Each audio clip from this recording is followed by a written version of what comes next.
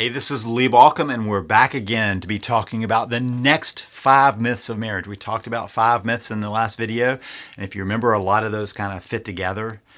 It starts with thinking there is the one with whom you will live happily ever after, because your spouse will make you happy by knowing what you want. And if that's not happening, then everything is wrong. That's a quick synopsis of that. So let's just kind of think through how that can fit into this process, because you're likely not here just to have a cool video for a Friday night. You're here because you need some information to help you transform your relationship and move it forward. And that's what we're doing here. We're dispelling the myths. This is the myth busting of marriage myths so that you can find your way to the relationship that you want. So now we're going to talk about another 5 myths that can keep you just as derailed as the first ones. And they're ones that are a little more subtle than those first ones. The first one, marriage is 50-50. Marriage is not 50-50. Now, it's a great concept. We're in this together, and I've talked with people who have lots of concepts about how 50-50 works. I'll put in 50% of the expenses, you put in 50% of the expenses, financially wise, and then whatever's left over is ours. That's 50-50. Or you do 50% of the housework, I'll do 50% of the housework, or you take care of 50% of the work in the relationship and I'll take care of 50% of the work in the relationship, and it's all good. That doesn't work. And let's talk about a couple of reasons why that doesn't work. Let me give you another possibility. 100-100. That you're 100% in, and your spouse is 100% in, that you're going to give all the effort that you have into this relationship. And so then it's not a measurement of how much is your spouse putting in, how much are you putting in. That's the problem with 50-50. We start keeping score, and that's a problem. But more than that, it's saying I'm all the way in. Now, let me give you another way of framing it. Brené Brown, one of my favorite authors and speakers, talks about this as something that she and her spouse do. So both of them can acknowledge, as you and I should be able to acknowledge, that some days we just don't have our full capacity. We're not running at 100%. And it may be because we've got lots of stuff going on, but something it has taken away from us. So what she says is that she and her husband, when they get home in the evenings, they come together, and one of them can say, hey, I'm not at 100%. I've got 30%. That's all I've got. And the other could say, hey, no problem. I've had a pretty good day. I've got 70%. Together, we still have 100% of what we need to cover in the household, right?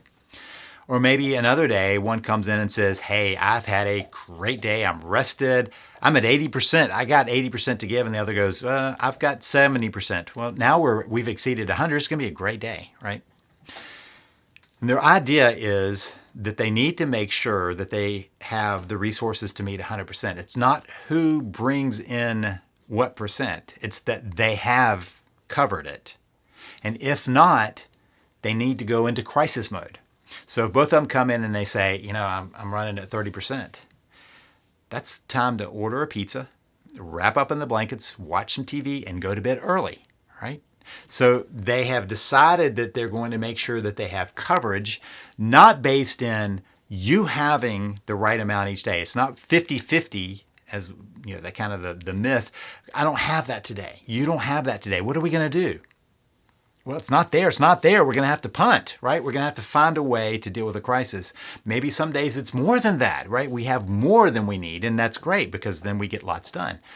But we got to make sure we at least know where we are. So a conversation can be had just like she has with her spouse. What do you got? Because I don't got a lot today. And you can make sure you got coverage or you got crisis mode.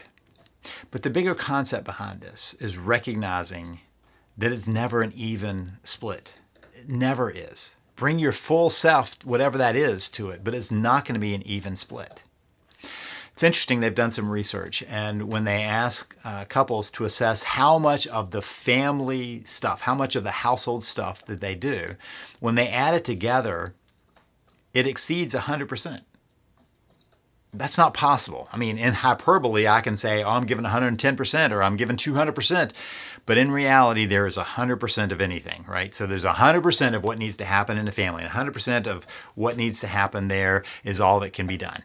So if each person is saying, I'm doing more than, and you add it together and it's more than 100%, somebody is overestimating what they're doing, if not both people.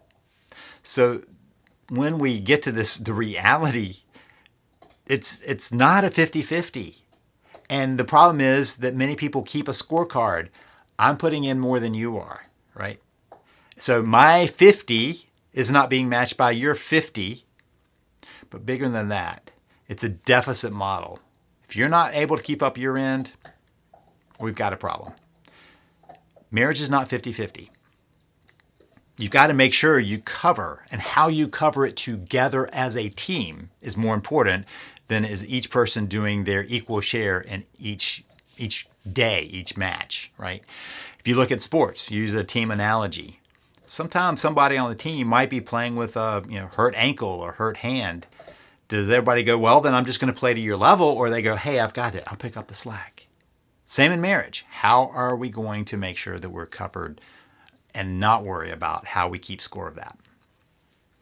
Myth number 2 we want to cover is that we'll always feel the love. That's the myth. We'll always feel the love. Now, what that really means is we'll always have that romance, right? We'll always have the passion for each other. And here's the problem. If you don't feel the love, it indicates there's a problem. Something's wrong if we don't feel the love. So here's the problem. Relationships usually form, marriage relationships before they're married, usually form around passion. They're passionate for each other. And that, at some point, fades. It kind of has to, because you got to get back to living life. And so part of what happens then is that people don't know what to do. Do you remember that video where I talked about the pause button marriage? So 2 things happen many times. One is if you hit the pause button, the passion will fade. 2 is, as the passion naturally fades, people hit the pause button. And what that creates is more disconnection and more doubts about this being the right relationship. Gary Chapman talks about this as having the tingles, right? You've got the tingles, and what he says is they are not sustainable. It cannot exist the whole of your life. Can you find points where you move back towards that? Sure. Yeah. But to think that you're always going to feel the love puts us into the emotional state of I feel the passion, feel the love, rather than I act in love. Do you remember your vows, as we've talked about before? You didn't vow to always feel passion for your spouse. You vowed to always act lovingly, to be loving towards your spouse. Not to feel love, but to be loving, loving actions. Here's the difference. I can choose how I act. My feelings can come and go. They'll fade, they'll reemerge. But how I choose to act, I get to do. I get to choose to be loving. Maybe the passion changes over time, comes and goes. That would be normal. But when we judge the marriage, and whether it's a good marriage, the right person, the one, happily ever after, based on feeling that passion, you're going to be in trouble because it will fade. Which brings us to the next place of the myths, which is the belief that once something's broken, it's always broken. Many people have used different analogies with me, and none of them hold much water in the glass that they use as an analogy many times. If I drop the glass and it breaks on the floor, I can't repair it. Well, marriage and a marriage relationship is not like breaking a glass or a plate or a thread or anything else that I've heard. It's not. It's more like a plant. If you're in your backyard and you accidentally fall on a branch and you snap that branch, it doesn't kill the plant most of the time.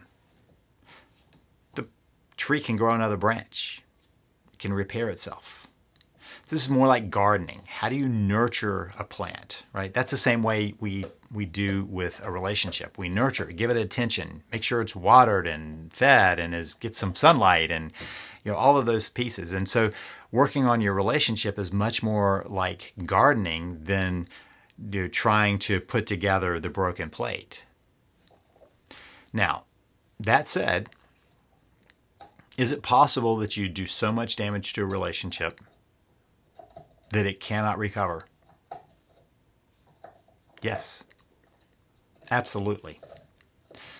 I don't think I've ever said to anyone, every marriage can be saved. The question is whether your marriage can be saved. The question is whether you can bring healing to the relationship, whether you can find your way forward, not whether it happens other places, but whether you can. I believe that marriages are much more healable than we give credit for. My exception to working on a relationship is abuse. If there is abuse in a relationship, I ask you not to work on the relationship because you have to be safe. But barring that, I think it's worth trying.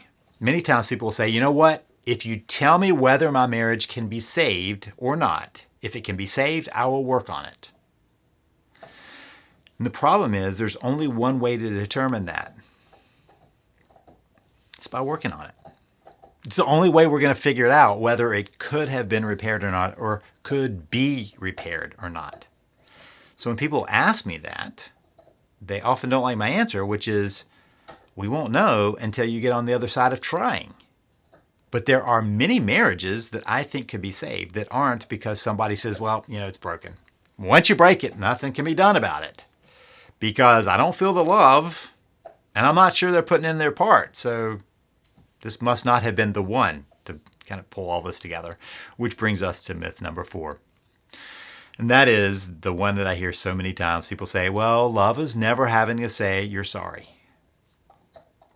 Love should require us to say we're sorry more times because we care about the relationship. If I hurt somebody's feelings but I don't care about them, it's probably going to be pretty hard to get me to say I'm sorry. I mean, just being a decent person, I probably ought to, if I did something hurtful. But if there's a relationship that's important to me, shouldn't I take responsibility when I do something wrong, when I hurt the relationship, whether it's intentional or unintentional? Shouldn't I try to repair that? Shouldn't I do something that would make it better? Apology, right? Responsibility. How will I change things to move forward in a better way? So whenever we get to this place where I hear people say, well, love is never having to say I'm sorry.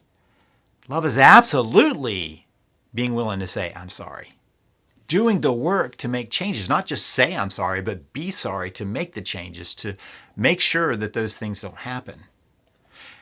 And love is also about forgiving, finding a new way forward, which brings us to myth number 5, which is you can't save a struggling marriage. You absolutely can. I've been doing this work now for over 3 decades. It amazes me to see the relationships that come back to life because somebody says, you know what, this is important. I made a commitment. For me, the commitment you make is what guides your relationship. I committed to being in this relationship, to protecting this relationship. Through whatever day comes our way, I committed to working on it. That's a North Star. It guides us. When the storm passes, you can go, okay, there's my navigation, my commitment I made. When it's cloudy, clouds will pass and you can go, there we are again, right? I can always orient to the commitment I made in a relationship. You can absolutely save a struggling marriage. Many times, it's not whether you can or not. It's whether you have the information you need or not. There are really some core pieces you have to have. You have to have a clear goal of where you want to get to. And if you've already decided you can't save a marriage, that's a myth. You absolutely can. So if that is your goal, we set that out there. If you're watching this, that's likely your goal. Having a goal. The second piece is, are you willing to do the work to get there? That's where many people fall short. They're asking me, can I save my marriage? And I'm saying, only if you try, but we won't know until you try. then the question is, are they willing to do that work? Then there's only one more piece. Knowing how to do it. Can you save a struggling marriage? Yes. And it probably requires more information than you have now. Albert Einstein is famous for having said that the thinking that got you into a problem will not get you out of that problem. You need a new level of thinking. If that's you, please check out my system at savethemarriage.com. That's savethemarriage.com. This is Lee Balcom wishing you the best as you work to save your marriage.